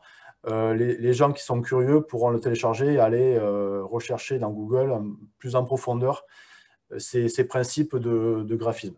Voilà. Donc, on peut travailler, nous, en tant que graphistes, sur différents éléments. L'alignement, la répétition des éléments, le contraste entre les couleurs, la hiérarchie des contenus, l'équilibre et la balance. C'est 2 notions quasiment identiques. Bon, je ne rentre pas plus en détail sur ça. Si vous avez des questions, vous n'hésitez pas, je vais préciser un petit peu. Donc ça, c'est, on va dire, partie la mise en forme, la mise en page de vos contenus. On peut travailler aussi sur des éléments graphiques. C'est on peut travailler sur de la couleur. J'ai fait un petit élément, 2-3 éléments noirs avec un élément rose. On voit vraiment que votre œil est attiré par la couleur. Votre œil peut être attiré par la forme. C'est-à-dire que si on met 3 ronds et un triangle au milieu, votre œil va être attiré par le triangle. Donc on appelle ça le focus. En fait, on peut attirer le regard de l'utilisateur et en fait orienter son chemin de lecture. Donc le web designer, aujourd'hui, son métier, c'est de faire un truc joli, mais aussi de pousser l'utilisateur à voir ce que nous, on veut le faire voir, en résumé. Donc on peut travailler aussi sur la typographie, on peut travailler sur de l'épaisseur de ligne. Là, on voit très bien que j'ai mis en avant une épaisseur par rapport à une autre, et du coup, notre œil est attiré par l'épaisseur de la ligne. On peut travailler sur la taille, ici. Donc là, j'ai grossi volontairement une forme pour, pareil, faire un focus sur la taille de la forme. Et on peut travailler aussi sur l'orientation des objets. Alors, ça, c'est... Voilà, il faudrait presque faire un atelier pratique par rapport à ça, parce qu'une fois que la base est définie, vous aurez sûrement du mal à vous dire comment l'utiliser concrètement. Donc peut-être qu'un jour, on fera un atelier web design en live à la CCI, où je vous montrerai comment on peut travailler justement sur ces aspects-là et comment on peut réaliser une charte graphique ou une maquette graphique d'un site internet adapté à la charte d'un client. Et surtout comment, avec quels outils on peut attirer le regard et orienter volontairement l'utilisateur vers les points essentiels qu'on va définir. Alors, là, j'ai fait des petits schémas pour mieux comprendre un petit peu quelques conseils au niveau de la mise en page des contenus. La première partie de gauche que vous avez, c'est ce que, en général, tous les gens qui vont développer eux-mêmes leur site internet vont faire par défaut. C'est-à-dire qu'ils vont mettre une colonne de texte, une colonne, une photo et du texte. Bon, si on a trop de texte là, franchement, en termes de rythme, la lecture va être un peu molle et puis on va s'ennuyer et puis on ne va pas lire, on ne va pas finir de lire et on va partir sur une autre page, voire un autre site. Donc l'intérêt, nous, professionnels, c'est de conserver l'utilisateur pour qu'il lise l'intégralité de votre page. Donc pour le conserver, il y a différents moyens. Donc il faut éviter d'avoir une mise en page linéaire, tel que je vous le montre là, surtout avoir trop de contenu. Alors, tout à l'heure, on avait une question par rapport à la quantité de contenu. Oui, en effet, il faut mettre du contenu avec des mots-clés pour être bien référencé. Donc, il faut trouver en fait un compromis entre l'aspect esthétique épuré du projet et l'aspect contenu, texte, pour le référencement naturel. Alors, pour la même quantité quasiment de texte, dans la colonne de droite, j'ai travaillé sur un rythme de lecture. C'est-à-dire que j'ai imposé, moi, en tant que web designer, un rythme de lecture. Donc, vous voyez que j'ai mis des petites flèches qui va être le parcours visuel de l'internaute que le web designer a automatiquement orienté. Donc, je joue sur un travail de mise en page qui permet de rythmer un petit peu les contenus. Éviter de mettre trop de texte, une image, trop de texte, et plutôt travailler sur de la mise en page en forme de colonne avec un côté une photo, du texte, une photo. Travailler vraiment sur de la rupture de mise en page. Alors ça, c'est la première partie. Deuxième partie, je vous montrerai un petit peu la suite, on en a parlé pas mal de fois, c'est que l'image vaut largement plus que 1000 mots. Donc des fois, si vous avez un élément à mettre en valeur, plutôt de mettre un texte en format A4 doc, vous allez mettre une belle image, ça peut permettre d'éliminer du contenu. Par contre, en effet, il faut, alors peut-être pas 1000 mots, mais il faut du texte et des contenus pour avoir un bon référencement. Alors, il n'y a pas de règle sur ça. C'est une règle que moi j'ai fixée par expérience depuis quelques années. C'est que j'essaie sur une page de contenu, ce n'est pas forcément vrai sur toutes les pages, d'avoir un rythme de 50% de photographie ou de graphisme et 50% de contenu texte. Ce que j'ai fait grosso modo dans ma partie de droite ici. Donc j'ai quasiment autant de contenu textuel que de photographie ou d'illustration. Donc ça permet d'avoir une lecture agréable de vos pages, tout en rythmant un petit peu la mise en page, et d'avoir aussi un référencement naturel optimisé, voilà, en termes de contenu. On a d'autres éléments, on en a parlé un petit peu tout à l'heure, c'est que là, j'ai repris cette partie droite que j'ai encore optimisée. Donc, plutôt que d'avoir des photos du texte sans aucune couleur ou sans aucune graisse, bold, italique, etc., j'ai encore ajouté un niveau de design qui permette d'apporter un peu plus d'améliorer un petit peu la lecture de votre document et le côté esthétique de votre mise en page. Alors, j'ai travaillé sur des changements de photos, donc j'ai bien 2 blocs photos, mais des fois, je fais des choix de photos en fonction de la mise en page et en fonction du contenu. Je prends par exemple une photo qui sera un peu plus sombre, un peu plus noire, et une photo qui sera un peu plus claire à côté, pour justement jouer une rupture graphique. Là, j'ai mis un premier paragraphe en gras. Là, j'ai mis un paragraphe en couleur. Là, j'ai mis un paragraphe avec un fond de couleur pour vraiment encore attirer le regard. Et j'ai mis, bien sûr, le « En savoir plus » ou le bouton de contact encore plus gros, encore plus en évidence. Donc, il y a à gauche la structure, la mise en forme, et après, la mise en forme graphique de vos contenus. Donc, tout ça, c'est un travail qui va permettre de rendre agréable la lecture de vos pages, de fidéliser vos utilisateurs et surtout de rendre son confort de lecture agréable. Et encore plus intéressant, c'est qu'on orientera, nous designers, l'internaute vers les choses qui nous semblent essentielles. Voilà. J'ai pris le cas d'une maquette que j'ai trouvée sur Internet, hein, c'est pas moi qui l'ai réalisée, mais pour redonner un petit peu le travail de design qui a été fait autour de cette page-là, où il y a un travail vraiment d'une réflexion graphique qui a été apportée, que l'internaute ne voit pas forcément, mais son œil, lui, est attiré par des éléments qui vont orienter son parcours visuel.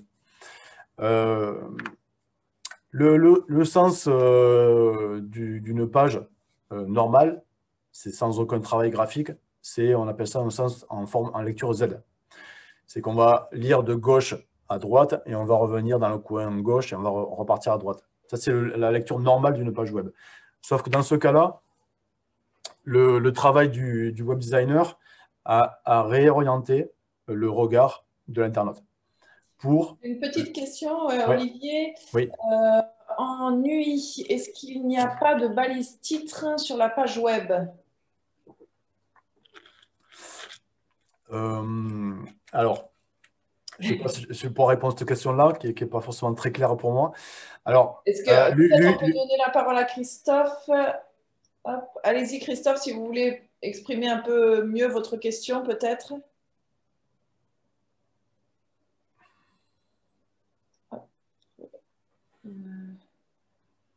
Normalement, vous avez la possibilité de parler. Est-ce que vous m'entendez? Oui, on vous entend. Oui, bon, ça y est. Oui, j'étais étonné dans l'exemple qui a été présenté juste précédemment que dans la présentation de l'UI, en fin de compte, il n'y ait pas de balise titre H1, H2, H3 pour le référencement SEO.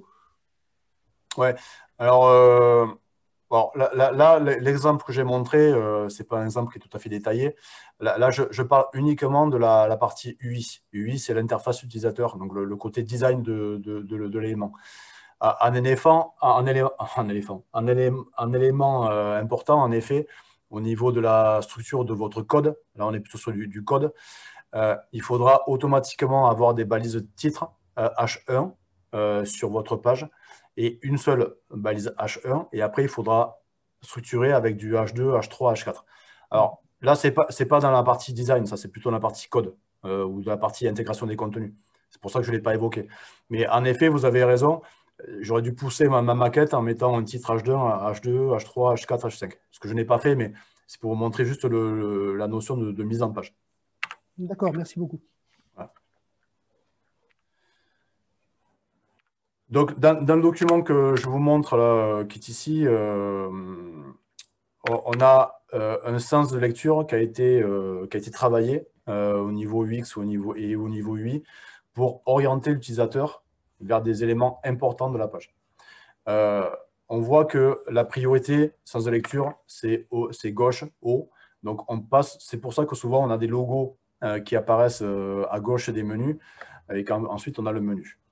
Vous voyez que le graphiste qui a travaillé, il a travaillé sur une typographie aux Maldives, qui est une grosse typographie, avec, donc il a travaillé sur la taille de la typographie. Il a joué aussi sur la notion de contraste. C'est-à-dire qu'il y a un fond blanc, une typo noire, on est à 100% de contraste, bref, c'est hyper visible. Il a joué aussi sur la partie espace, on peut jouer sur l'espace, le blanc, voilà. Donc, il oriente le regard, donc le regard passe par le logo, est attiré ensuite par la typographie. Il a mis ici une grosse photographie qui prend quasiment la moitié de la page, donc forcément, le focus de l'œil va être attiré par ici. Il a mis ici devis gratuit. Donc, on va dire c'est le CTA, donc le call to action, donc comment mettre un bouton pour attirer l'internaute et le pousser au contact ou à la commande. Donc, il est parti sur un élément qui est en fond rectangulaire avec une couleur noire et une typographie. Donc, il a travaillé à la fois sur la forme et à la fois sur la couleur, bon, c'est du noir, et à la fois sur le contraste des éléments. Donc, il a orienté volontairement l'œil vers ce parcours-là. Ensuite, l'œil redescend, est attiré par la photographie et le petit bloc découvrir qui reprend un peu la même technique du i, c'est qu'il met en fait un fond noir, travaille sur le contraste et on attire l'internaute pour le faire découvrir et peut-être pour le faire commander le séjour. Donc voilà, donc l'importance de la mise en page permet justement d'accéder de suite aux informations principales de la page. Donc ça, c'est un exemple, mais il y en a plein d'autres aujourd'hui. Et les choses sont bien faites, telles que ça. L'internaute, lui, ne le voit pas, en fait. L'internaute, lui, il réagit intuitivement, par réflexe, et suit son regard. Mais son regard est orienté. Donc, tout à l'heure, on parlait, je reviens un petit peu en arrière, sur les éléments de forme et de couleur. Là, je donne un exemple concret pour les travailler, même s'il y a encore plein d'éléments sur lesquels on peut travailler. Je vous montre quelques exemples. C'est un peu redondant avec la slide qui est précédente, mais c'est pour bien comprendre le principe. Donc, on peut très bien attirer l'œil par la couleur, une différence de couleur des éléments. On peut attirer le regard par une différence de forme. On peut attirer le regard par une différence de couleur et de taille. Et on peut aussi travailler sur la typographie. Et aujourd'hui, on se rend compte qu'en termes de tendance graphique, on a beaucoup de pages aujourd'hui avec des grosses typographies, avec des photos rectangulaires, avec de l'espace blanc. C'est pour ça qu'il ne faut pas surcharger en termes de mise en page par du graphisme qui n'apporte rien en termes de sens à votre design. Donc voilà, en fait je suis un peu frustré parce que j'ai plein de trucs à dire sur le UX et sur lui, mais Clémence elle m'a bridé là, elle m'a mis 2 heures de webinaire et il m'en faudrait 8 quoi. Donc peut-être bon. que ça peut être un appel pour d'autres webinaires. Là on fait une présentation générique et on pourra faire éventuellement une présentation plus sur lui. Et, enfin, voilà, c'est pas rien n'est figé. Hein. Bon, très bien. Après, il faut monter des exemples plus concrets et faire de l'atelier pratique pour faire travailler concrètement sur web design. Ça pourrait être une possibilité sur un prochain projet. Alors, donc on a parlé un petit peu cahier des charges, arborescence, on a parlé de design UX, on a parlé de design UI, on a parlé de techniques pour arriver à développer ou à mettre en ligne un site web. Il y a une notion qui est importante, mais c'est peut-être pas la plus importante, mais ça reste important, c'est que votre site doit être adapté aujourd'hui à différents périphériques. Alors, je pense aux écrans, je pense aux tablettes et je pense aux smartphones. Aujourd'hui, dans tous les cas, ou la plupart des cas aujourd'hui, le prestataire ou les prestataires travaillent à la fois sur une version en écran, voire même des fois 3 versions d'écran, une version en tablette mode vertical, une version en tablette mode horizontal et une version en smartphone. Donc, on appelle ça le responsive. Responsive, en résumé, c'est comment votre écran de site internet va s'adapter par rapport à la résolution ou à la taille de votre écran. Aujourd'hui, là, je travaille avec un écran qui doit faire, je ne sais pas combien de pouces, mais 27 pouces. Il y a des gens qui regardent des sites internet avec des écrans plus petits, portables. Il y a des gens qui vont visualiser votre site avec une tablette et avec un smartphone. Donc, il faut que votre site soit totalement fonctionnel, peu importe le périphérique. Aujourd'hui, on se rend compte, et moi je me rends compte au fur et à mesure des projets, c'est qu'il y a, je n'ai pas de date, mais il y a 3-4 ans, 5 ans de ça, où on avait 80% des gens qui naviguaient sur votre site avec un ordinateur. Aujourd'hui, l'évolution est vraiment inverse. Aujourd'hui, on sent que la navigation se fait de plus en plus via un smartphone. Et dans quelques années, je pense qu'il y aura 80% de sites navigués sur un smartphone et peut-être 20% de sites sur un écran. Bon, pas forcément le cas parce qu'il y a encore beaucoup de gens qui travaillent avec un ordinateur. D'où l'importance de bien construire son site en respectant les mobiles. Aujourd'hui, il y a, allez, grosso modo, 80% des gens, des Français qui ont un smartphone. Il y a 51% qui vont sur Internet grâce à leur téléphone portable. Il y a encore, c'est un chiffre qui évolue quasiment tous les mois, qui est en train d'augmenter encore. Et on a un petit chiffre qui indique que 52% des achats sur de l'e-commerce se font via un téléphone portable. Alors, je pense que tout le monde a eu des soucis, rencontré des soucis quand il veut naviguer sur un site avec son smartphone. C'est que encore malheureusement aujourd'hui, on arrive à trouver des sites qui sont pas adaptés, qui ne sont pas compatibles à la navigation sur un téléphone portable, qui ne devraient pas l'être. Donc aujourd'hui, il faut faire attention à ça, de bien vérifier que votre site sera totalement compatible. Alors, il y a une autre notion aujourd'hui qui est apparue il y a quelques années, c'est que Google, donc le navigateur qui aujourd'hui a quasiment 98% des recherches passent par Google, il impose à tous les sites aujourd'hui web de passer en version mobile. Donc on appelle ça le mobile ready ou mobile friendly. Voilà. Donc Google, il va détecter un petit peu avec des outils, des petits robots, qui va détecter que votre site n'est pas adapté ou fonctionne mal sur du smartphone, et il va vous pénaliser en termes de référencement naturel. C'est-à-dire que si votre site n'est pas totalement mobile ready, vous serez moins bien référencé, positionné, que quelqu'un qui aura un site totalement mobile ready. Donc, ce qui pousse un petit peu aux prestataires et aux utilisateurs de sites internet d'adapter à la fois en version desktop, donc écran d'ordinateur, et en version mobile, telle qu'un smartphone. Donc là, l'idée de Google, c'était quoi? C'était de suivre un petit peu les évolutions, les tendances de navigation des internautes, mais aussi de pouvoir adapter votre écran en fonction des résolutions, d'où le mot responsive. Alors, vous allez me dire, ouais, c'est super, génial, le mobile, mais comment on fait en fait? Alors, pour adapter un site mobile, enfin sur mobile, pardon, il y a 3 éléments sur lesquels on va travailler. Le design. Pourquoi? Parce qu'on n'aura pas la même interface, on n'aura pas les mêmes boutons, la même structure de navigation sur un écran qui est horizontal que sur un écran smartphone qui est plutôt vertical. Donc, on aura un design qui sera adapté. On aura une ergonomie, une navigation qui va être un petit peu différente. Sur un écran desktop, on a une navigation essentiellement horizontale. Sur un smartphone, on aura une navigation verticale. C'est pour ça qu'on voit apparaître des menus un petit peu différents. Dans le vocabulaire technique, on appelle ça des burgers, des menus burgers, hamburgers. Vous savez, c'est les 3 petites barres sur les menus mobiles qui permettent d'ouvrir un sous-menu plutôt vertical.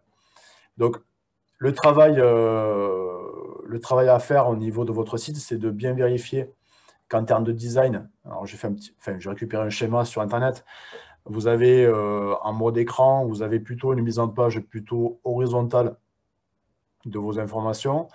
En smartphone, vous avez, on appelle ça un hybride, mais c'est à la fois horizontal, à la fois vertical. Et en smartphone, on est vraiment sur une navigation verticale, avec des images qui vont prendre la largeur de votre écran, etc. Tout va s'adapter automatiquement. Et en général, sur un smartphone, vous avez le fameux burger menu qui va permettre d'avoir une navigation optimisée pour les téléphones portables. Donc, on jouera sur les 3 impacts que j'ai détaillés. Le design au niveau de la taille des éléments. Alors, taille des éléments, ça veut dire quoi? Je prends le cas d'un bouton que vous avez créé sur un écran d'ordinateur et en général, on utilise le pointeur de la souris qui est relativement précis. Donc, vous avez des boutons plus petits sur la version desktop, écran d'ordinateur. Et par contre, sur le smartphone, comme en général, vous allez appuyer avec vos gros doigts sur le bouton, il faudra un bouton un peu plus gros, un peu plus large, une typographie plus évidente, etc., pour que votre doigt puisse appuyer sur le bouton et pas appuyer sur tous les boutons qu'il y a autour. Parce que malheureusement, on voit encore. L'organisation, la mise en page des contenus, donc on sera sur une structure verticale de vos contenus. Donc l'ergonomie, j'en ai parlé avec le menu burger. Et surtout, il faudra alléger les contenus et surtout les images que vous allez télécharger. Pourquoi? Sur un écran d'ordinateur, on est sur du Wi-Fi ou de la DSL ou de la fibre optique. Des fois, quand on est en mobilité avec un téléphone portable, on peut très bien avoir du 3G ou voire de la 4G, mais on a un débit quand même inférieur. Donc l'idée, c'est d'optimiser les contenus à télécharger pour que vous ne passiez pas trop de temps à récupérer, à charger les images sur un mobile. Donc il y a aussi un travail, on va dire, de simplification des contenus et d'optimisation des images. Et enfin, on va travailler sur le code pour permettre de détecter que vous êtes sur un écran d'ordinateur ou sur une tablette ou sur un smartphone. Donc, techniquement, ça va se faire sur un langage qu'on appelle du CSS, des feuilles de style, via des media queries. Bon, là, je ne rentre pas dans le détail, mais comme ça, vous avez quelques notions techniques. Pas de questions? Non, OK. Donc là, aujourd'hui, la plupart des utilisateurs font peut-être une version écran et une version smartphone. Chez Soapi, on en fait 4. On fait la version écran pour les écrans supérieurs en résolution à 1281 pixels de large. Bon. Donc là, il y a une version grand écran, une version écran standard et tablette en mode paysage, une version tablette en mode portrait et smartphone en mode paysage, je vais y arriver, et enfin une version pour le smartphone en mode portrait. Bon, vous avez le schéma, je trouve que c'est un peu plus clair que ce que je viens de dire. Donc nous, on adapte vraiment par rapport aux différentes possibilités d'utilisation du mobile. Des questions ou pas sur la version responsive que j'ai bâclée, que j'ai fait très très rapidement, alors qu'on pourrait en dire beaucoup plus? Non, a priori. Non, pas de questions, a priori. Alors, donc là, j'ai fait un résumé des bonnes pratiques. Il pourrait y en avoir encore beaucoup plus des bonnes pratiques. Il y a une notion qui, à mon avis, est le point principal, qu'on appelle le SEO. Le SEO, c'est qu'une fois que vous avez mis en ligne votre site Internet, il faut qu'il soit visible. Il faut qu'il soit visible dans Google, essentiellement. C'est que vous allez taper des mots-clés. Il ne faut pas qu'ils se retrouvent en 4e, 5e, 6e page de Google. Sinon, ça vous apportera 0 utilisateur. Il faut qu'il soit bien classé par rapport aux résultats de recherche. Alors, donc là, il y a une notion qui est importante. Alors, on a parlé tout à l'heure avec de quantité de contenu Moi, je propose qu'il faut faire un hybride entre 50% de visuel et 50% de contenu. Dans ces contenus-là, bien sûr, il faudra réfléchir à l'intégration de mots-clés. C'est quand on va taper charpente Haute-Pyrénées ou charpente Pyrénées. Si vous avez dans vos contenus nulle part le mot charpente et nulle part le mot Pyrénées ou Haute-Pyrénées, ben, vous ne remonterez jamais dans Google. Donc, il faut intégrer, il faut réfléchir aux mots-clés que vos utilisateurs vont taper pour vous retrouver. Et des fois, ce qui est marrant, c'est que le professionnel ne va pas trouver les mêmes mots-clés que le client. Donc, il faut voir aussi côté client quels mots-clés potentiellement il pourrait taper et après les intégrer dans des contenus. Donc, ça, c'est la partie contenu. Mais il n'y a pas que ça. Aujourd'hui, il y a différents critères au niveau de Google qui impactent le positionnement. Je parlais là, il y a 2 minutes sur la version mobile, mobile ready de vos applications. Donc aujourd'hui, si votre site n'est pas mobile ready par Google, ben vous serez pénalisé. Vous avez beau avoir un bon contenu, des bons mots-clés, si vous n'êtes pas mobile ready, vous serez forcément pénalisé par rapport à un site qui, lui, est mobile ready. Donc ça, c'est important de bien vérifier que votre site est bien mobile. En tous les cas, qu'il est bien validé par Google au niveau de ses outils. Ça, c'est une chose. Troisième point qui est important, c'est, on va dire, un critère qui est remonté de plus en plus par Google, c'est, on va dire, le côté technique de votre site. Le côté rapidité de chargement de votre site. Aujourd'hui, si un site est très long en termes de chargement, si vous mettez 10, 15 secondes, 20 secondes à charger la page d'accueil, vous allez être pénalisé par Google. Par rapport à un site qui va mettre 2, 3, 4 secondes à charger. Donc, Google est assez intransigeant par rapport à ça.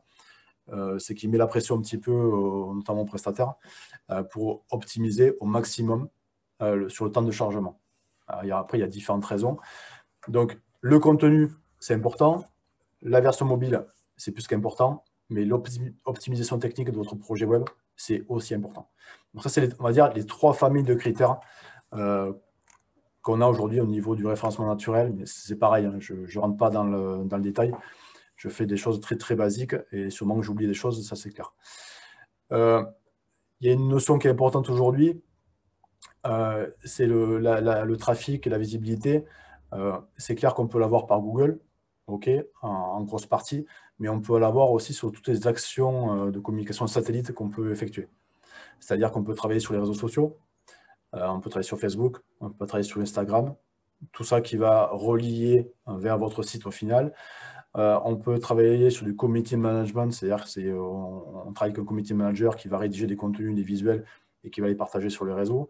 On peut faire de l'advertising, c'est-à-dire qu'on peut acheter du mot-clé dans Google, le fameux SIA que j'ai mis, ou on peut aussi acheter de la publicité sur des contenus externes, on peut acheter de la publicité sur Facebook. Bref, il y a plein d'outils et d'actions qu'on peut mener pour améliorer la visibilité de votre site. Ça, c'est pareil, le SEO, SIA, là, je l'évoque, je vous dis que c'est hyper important, mais c'est pareil, ça mériterait d'avoir un atelier spécifique sur ça, et je crois que d'ailleurs, CCI le fait, non?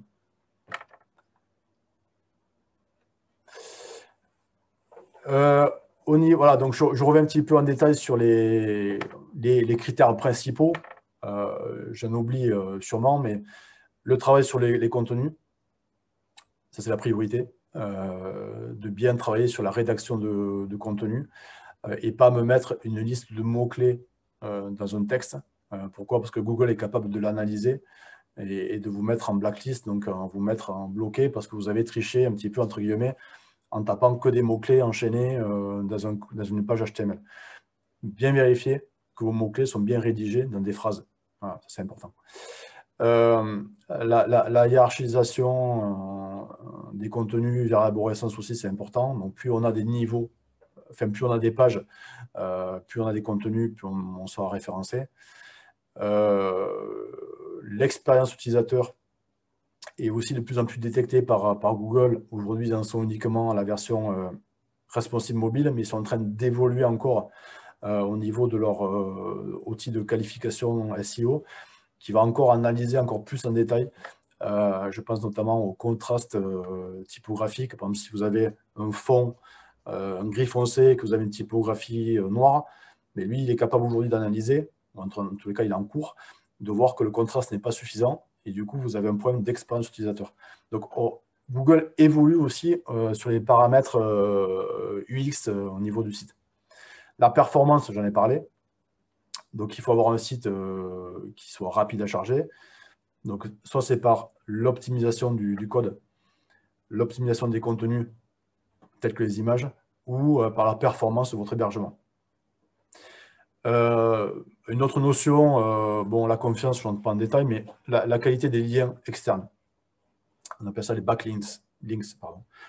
Plus vous avez de sites externes qui parlent de votre site, mieux votre site sera populaire par Google, et du coup, vous aurez un meilleur positionnement. Bon, c'est pareil, interaction avec les réseaux, j'en ai parlé un petit peu.